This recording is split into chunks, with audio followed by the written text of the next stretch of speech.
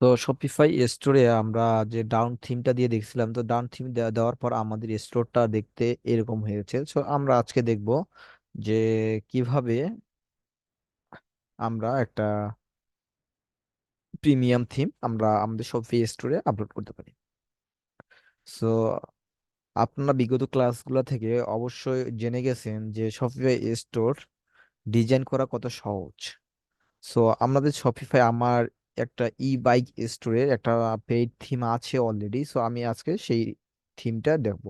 So theme upload করার জন্য আমাদের প্রথমে অ্যাড থিমে যাইতে হবে। থিমে যাওয়ার পর আপলোড জি ফাইল, সো এখানে আমাদের ক্লিক করতে হবে। ক্লিক করার পর এখানে আপলোড থিম আসছে, অ্যাড ফাইল ক্লিক করতে হবে।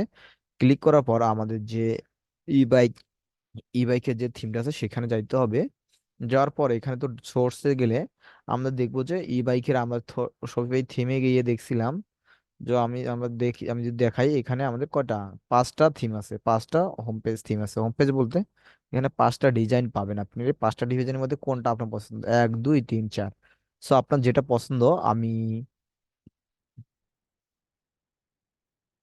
আহ আমি 5 নাম্বার যে আমি 4 নম্বরটা দিব। 4 নম্বর থিমটা আমার খুব পছন্দ, আমি 4 নম্বরটা দিব। তো সেক্ষেত্রে আমার ব্যাক এন্ডে যাইতে হবে। ব্যাক এন্ডে গেলে আমাদের অ্যাড যেতে হবে। অ্যাডে যাওয়ার পর আমাদের সব ফিফাই যে ই বাইকের যে থিমটা আছে সেখানে ঢুকে সোর্সে যাইতে হবে। সোর্সে গেলে আমাদের 4 নম্বর আমি ইয়েটা সিলেক্ট করবো, এখন ওপেন দেব। ওপেন দেওয়ার পর এখানে আমি আপলোড ফাইল দিব। আপলোড দেওয়ার পর এখানে আপনাকে একটু ওয়েট করা লাগবে থিমটা আপলোড হওয়া পর্যন্ত। সো আমার থিমটা অলরেডি আপলোড হয়ে গেছে, একটু লোড নিচ্ছে, একটু লোড নিক। লোড নিলে আমরা পাবলিশ করতে পারবো। পাবলিশ না করলে কিন্তু আপনার যে থিমটা সেটা কিন্তু পাবে না।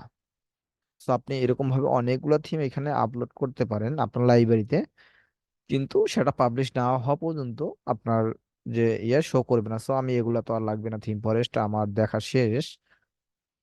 তো এটা আমাদের সৈফের রাইসের ইয়েটা লাগবে না, সেগুলো আমি কেটে দিই। আমার আর ডেমো প্রোডাক্টেরও দরকার নেই, আমি অলরেডি ডেমো প্রোডাক্ট সেটা নিয়ে নিছি। সো এখন আমার কিন্তু হয়ে গেছে। সো এখন বলছে পাবলিশ করতে, আমি পাবলিশ করে দিলাম।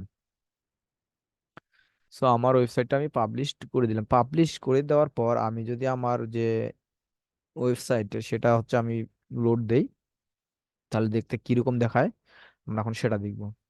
সো এখন দেখেন দেখতে কিরকম দেখায়। এখন আমার যে থিমটা সেটা কিন্তু চেঞ্জ হয়ে গেছে।